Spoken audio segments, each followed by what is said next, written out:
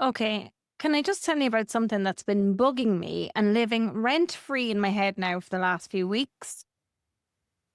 I was on a call with a client last month, and this woman is brilliant. She has an incredible offer, incredible energy. She's the kind of person that you just know is going to change lives and make a significant impact in the world. And she came on the call and she was nearly in tears because, for the life of her, she could not figure out why her marketing wasn't working. She was doing everything: Instagram posts, LinkedIn articles, LinkedIn newsletters, webinars, email sequences, all of the things. And honestly, she showed me her content calendar, and I promise you, it would make a project manager weep with joy. With the result, radio silence. The occasional like from her husband who was trying to support her, her bestie, her sister, her mom, and a few of those people who you just feel like they're bots on social media. And as she's talking and we're going through all of her bits, it just hits me. This is not actually really a marketing problem, it's a momentum problem. And all of the incredible energy, all of the effort, it was just a little bit scattered. So think of it like 100 different sparks, but each one dying out before it can catch. There was no system, no container holding it all together. So that meant that there was no compounding effect. So basically, what she was actually doing was starting from scratch every single week, which is completely exhausting, not sustainable, and honestly, completely fixable. Because as you grow and start to expand your business, there is this kind of business secret that people don't tell you about when you're starting out. And that is that marketing well, marketing effectively, it's not about necessarily working harder or posting more. It's more about understanding how people's brains work and then building a system that flows with that as opposed to against it. And I get it. Oh, I get it so much more than you know, because I've tried the hacks, I've done the whole just be consistent thing, and I still believe in consistency. But consistency at a sustainable level, not consistent until you're blue in the face, right? And there's a difference. And I've watched other people, even my own clients, go viral. Well, I've been sitting there thinking, what the fuck am I missing, right? That's literally been me. But here's what I finally figured out after way too much slogging it. And again, it wasn't my marketing, it wasn't my motivation, it was momentum. I'm Deirdre Martin. I'm a brand strategist and neuromarketing expert, but really, I'm just someone who spent way too long guessing before I finally figured this stuff out. And today I want to walk you through what I call the momentum method. It's a series of 8 simple phases that work with human psychology to make your marketing actually, well, work. We're going to cover the whole journey from mapping the market and owning your outcome to engineering trust, triggering action, and finally multiplying what works. It's the complete system to get you off that content treadmill for good. If you're tired of the guessing games, tired of those roller coaster income months, and you're ready to have buyers come to you, already sold in what you do, grab a pen, get your coffee. This is going to be a good one. So phase 1, map the market. And no, I'm not talking about your clients' demographics. I don't care what town they live in, how old they are, not yet anyway. I'm talking about starting with the one thing that I swear 90% of entrepreneurs skip. And that is truly deeply knowing who it is that you're talking to. And I don't mean that surface level stuff. Oh, I help women aged 35 to 50 who like wellness. No, you have to go layers deeper. You have to step right inside their heads. And honestly, I see this with clients so often. What they do is they literally only ever scratch the surface when it comes to knowing their ideal clients. They don't go layers deeper. And it's one of the biggest aha moments that they get when we work together on their brand messaging or positioning. And I've learned this the hard way, which is why I know I get it so much, because a few years ago, I built this entire campaign. I built this entire course, an entire program. I mean, I made the visuals, they were freaking gorgeous. My copy was so clever. I did this webinar, loads of people signed up, and then nothing. I mean, seriously, if I lived in Texas, I would say tumbleweeds. But yeah, tumbleweeds. And it turns out I was talking about what I thought their problem was, and I created something that they needed, not the thing that was actually keeping them awake at night. So now what I say to people is you have to sell them what they want and then give them what they need. And here's why this is so important from a brain perspective. You have these things in the front of your brain and they are called mirror neurons. They're the little cells that fire up when you watch someone else do something. It's why you physically cringe when a character in your favorite movie or in a movie does something super embarrassing, or it's like why you go, oh, when they finally kiss or something like that. Your brain is literally mirroring their experience. So when your marketing mirrors someone's real life, their actual words, their messy fears, their secret hopes, their brain just goes, oh, wait, you get me. Think about it.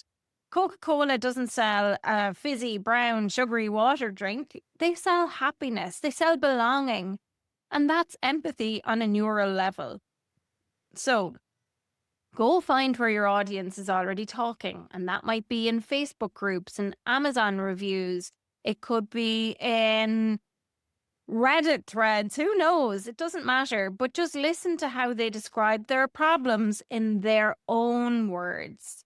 And what I like to do is screenshot those phrases, the unperfect ones, the ones that you're like, oh my gosh. Screenshot them and don't sanitize them and weave in their exact language into your marketing. Because when you do that, you trigger something that's called processing fluency. And that's just a fancy way of saying their brain relaxes because it recognizes itself in what you're saying. It feels easy. It feels right. And it feels like you're inside their head. And when people feel seen, they stop scrolling. And when they feel heard, they start trusting. Which brings us to the next piece, owning the outcome. So this is phase 2. And let's get one thing straight. Nobody buys your process. Like, nobody. People don't want your method or your modules or your 12-step plan. They want their result. Our brains are hardwired for this.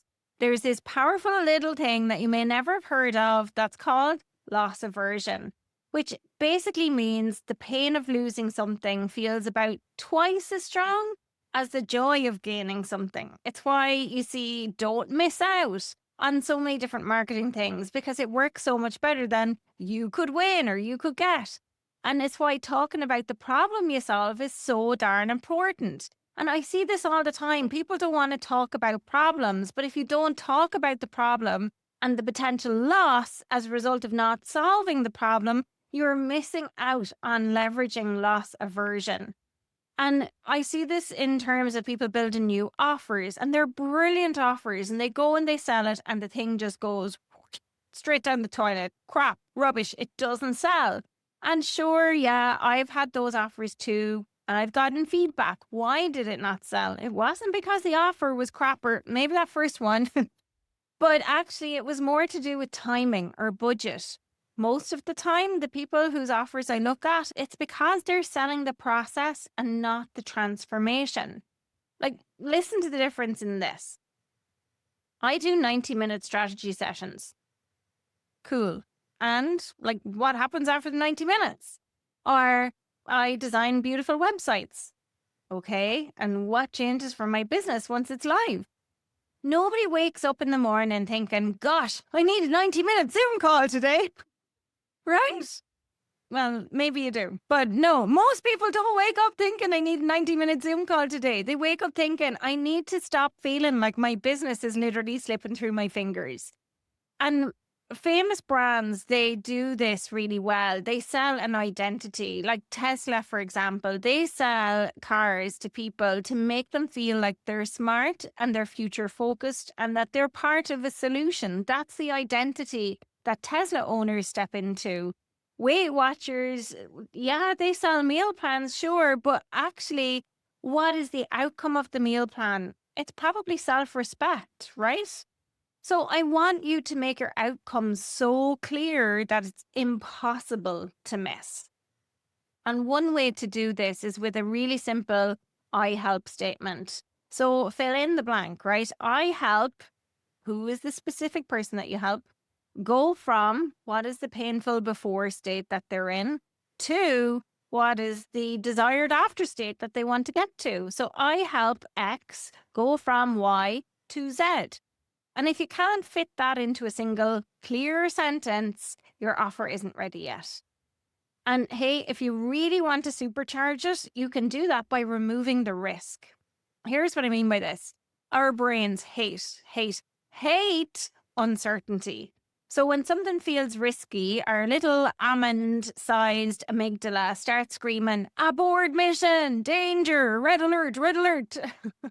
So make them feel safe and offer a risk reversal. Something simple like, if you don't save 5 hours in your first month with my productivity system, you don't pay for that month. Whatever your risk reversal is going to be, keep it really simple. Be confident that you can deliver the risk reversal and it's not going to make you go broke. And also something that makes them feel safe. And one takeaway from this bit is clarity beats clever. Actually, I would say one takeaway from all of this is clarity beats clever every single time.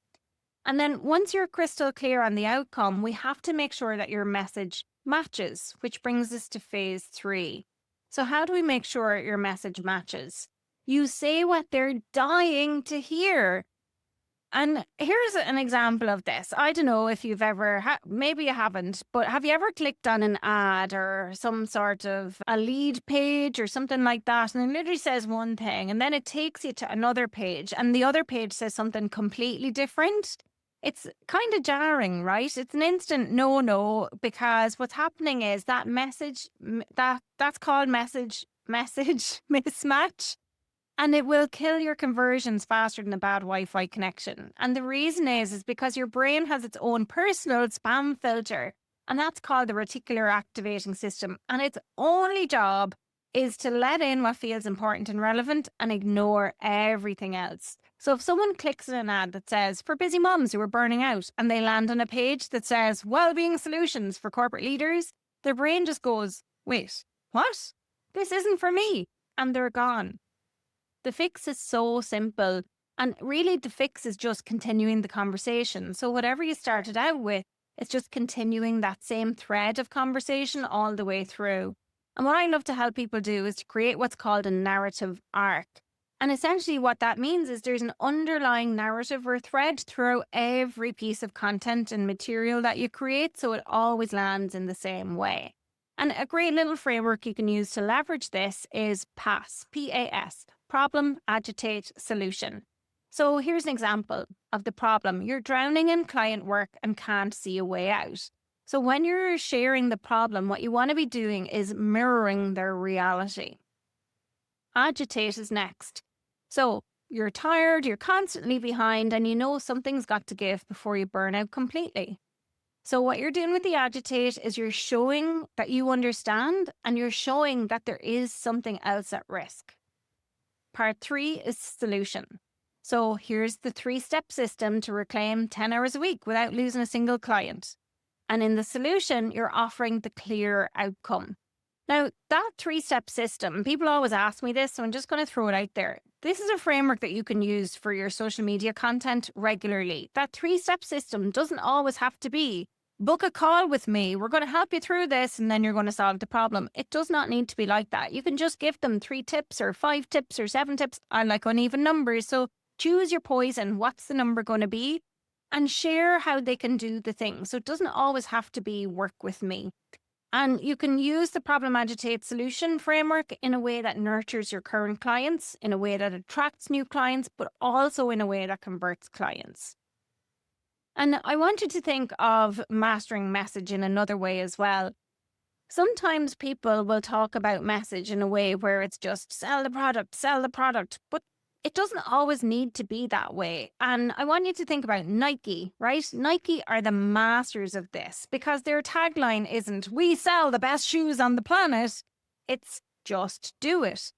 They're not selling a product, they're selling permission. It's a feeling, it's a motivation, it's a dopamine hit in 3 words. So think about what could you do in terms of your clients to help make sure that the message matches with what the outcome is going to be. So match your message, mirror their mindset. Okay.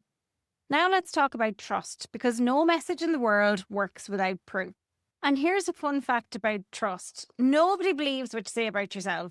They literally don't. I mean, you can tell people you're the best all day long and they'll just tune out because it just sounds like you're blowing your own trumpet, and your people are just going to judge you for that. But the second someone else says it, suddenly it'll become gospel. And that, my friend, is social proof. It's your brain's ancient, hardwired shortcut for safety. So, for example, think about it like this.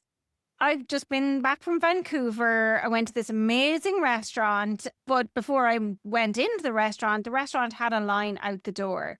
So that made me assume that the food was great. And similarly, if post has a ton of comments and you stop to read it, you're like, oh, it must be a good post because it's got a ton of comments. So essentially, our brains are wired to follow the crowd. So your job is to make your proof impossible to miss. And your secret weapon for this is what I call a screenshot library. This is your gold mine of unpolished DMs, the real-time feedback and unfiltered wins from your clients. Raw is always better than perfect here. Authenticity bypasses skepticism every single time. And when I'm sharing these, I literally just scratch out the client's name or anything else that would make it feel like, it was obvious who it belonged to or who wrote it. Just scratch it out, unless you have permission from clients to share that kind of stuff. If it's a case that you have clients' permission and they're open to it, share away, but make sure you get permission first. But I want to give you examples of this from a global brand perspective. Patagonia, they literally share documents. Patagonia literally documents their entire supply chain. Another example of this is the Dove Real Beauty campaign. They use real women and not models. So proof will always, always beat perfection and polish and you saying things about yourself. And here's a little neuroscience gem for you. It's called choice supportive bias. Basically, after we make a decision, our brain works overtime to justify why it was a great one. So when should you ask someone for a testimonial? Right after your client has a big win. That's when their brain is literally writing your best marketing copy for you. You can even automate this. You set up a trust loop, a simple email that automatically triggers at the point of peak satisfaction, asking for their thoughts. So that's where having a customer journey map is really helpful, because once a client reaches this milestone or this stage, they're likely to be feeling that way. So you could automate that or even set up a trigger for yourself just in case, to make sure you don't send out a testimonial request and the client hasn't had a satisfactory experience. A simple trigger for you will prompt you to check in with the client and leverage that trust so that you can collect their testimonial, you can share it, and then repeat. Proof persuades way better than any pitch you could ever write. And speaking of persuading, let's talk about value. Okay, this is where most people fall apart. You've seen the pattern, right? Someone posts a bunch, they don't get immediate sales, and so they disappear for 3 months. I see this all of the time on LinkedIn. And then they pop back up a few months later, and then they repeat the cycle. And that's not a strategy. It's literally what I call hope marketing. And the thing is, consistency actually builds familiarity, which is why, as I said earlier, consistency is still really important. And familiarity builds trust.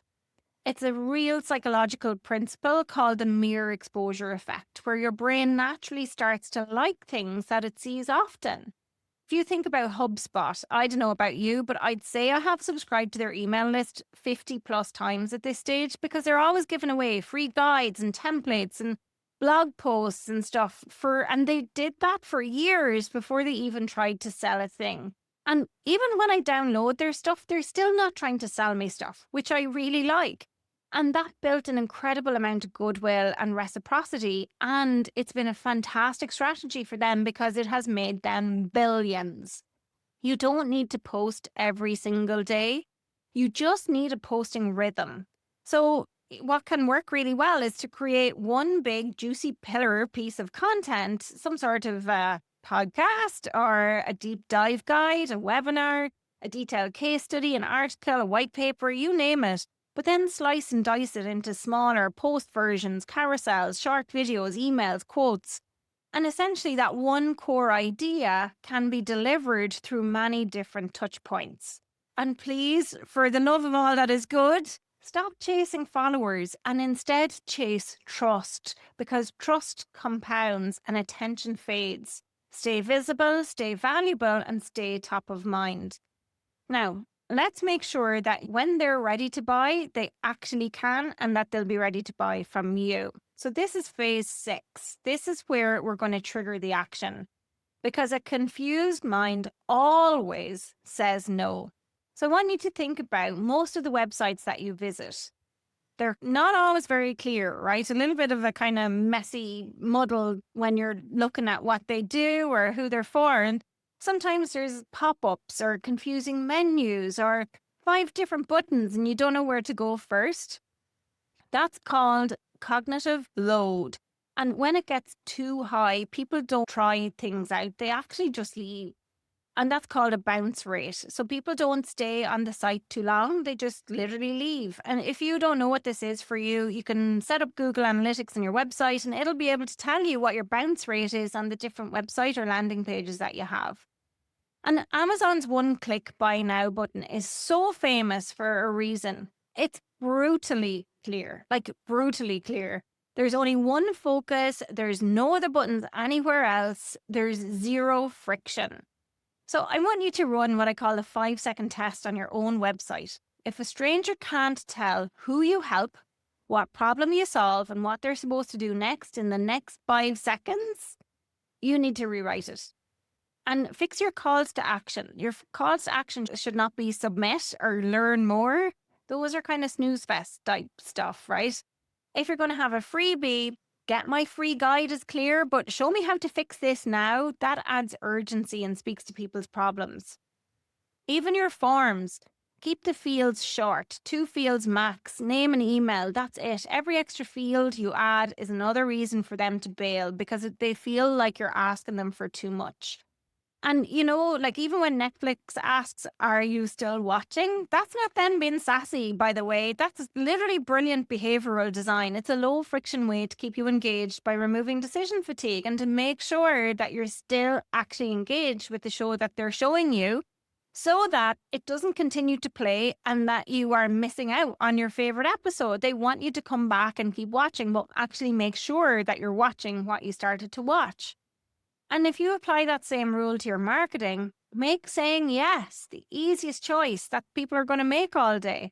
Once you've nailed that clarity, it's time to figure out what's actually working. And that is phase 7. This is where guesswork goes to die. Yes, it does.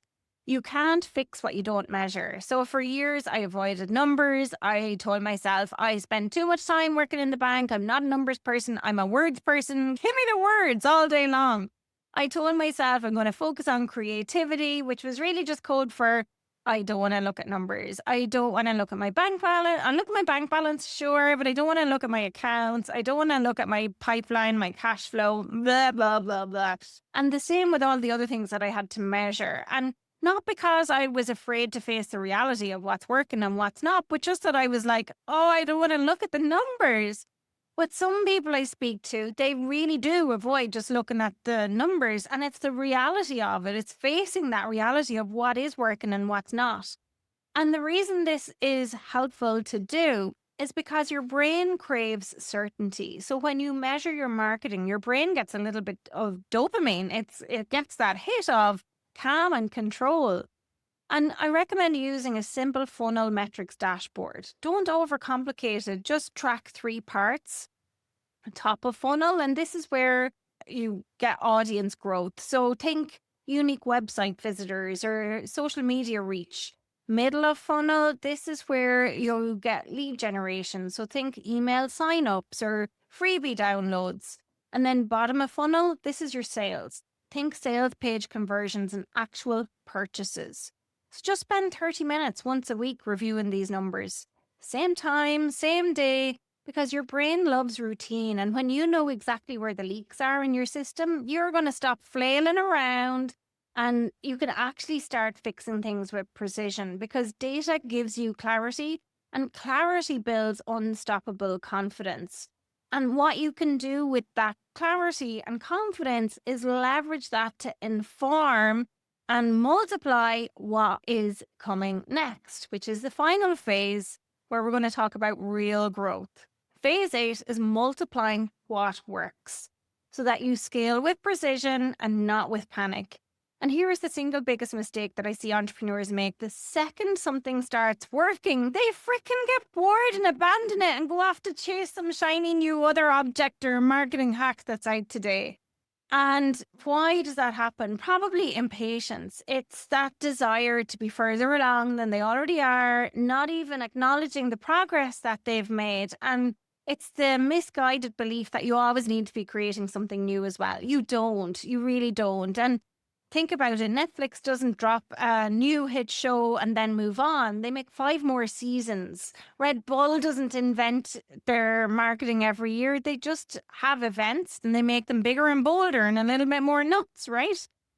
Once you know what works, your only job is to amplify it. So here's my conversion compounder plan. Take your top 3 best performing organic posts and put a small paid budget behind them. Make them paid ads. On Instagram, don't boost the post, make it a paid ad, and then let the algorithm do the heavy lifting for you. Find other brands who serve your same audience but don't compete with you and partner up with them. Cross-pollinate your audiences. And lastly, create a small high-touch community for your best clients. Give them a place to belong because people will often come for whatever service or training or learning that you have, and they'll come for you, but they'll actually stay because of the community. Consistency is what compounds trust. Momentum is about rhythm. So find what works, do more of it, and repeat it until it feels effortless. So there you have it. 8 phases, 1 single purpose, and that is to build marketing that moves the needle. So here's your quick recap. Phase 1, map the market. Start with empathy, mirror your ideal client's real, actual story. Phase 2, own the outcome. Sell the transformation, not your tactics. Phase 3, message to match. Keep the conversation consistent all the way throughout your funnel. Phase 4, engineer trust. Let your proof do the persuading. Phase 5, nurture with value. Give before you ask. Build trust through rhythm. Phase 6, trigger the action. Make it ridiculously easy for people to say yes. Phase 7, upgrade and optimize. Measure what matters, then tweak. And phase 8, multiply what works. Amplify, partner, build community, all of the things. So again, momentum isn't about doing more. It's about working with human psychology with clarity, safety, and rhythm for you and for your ideal clients. So just pick one phase, focus on that one thing this week. And if you want the framework that makes all of this feel effortless, go and grab the Visibility Authority engine over at www.deirdremartin.ie/visibility. I'll also put the link in the show notes. It'll help you see exactly where your marketing is leaking energy and how to fix it fast. And if you haven't yet, go and listen to episode 139 about what happens when you treat visibility like a strategy. It's the perfect companion to what I've just shared with you here today. So, that's it. I'm Deirdre Martin. Until next time, keep mastering your business.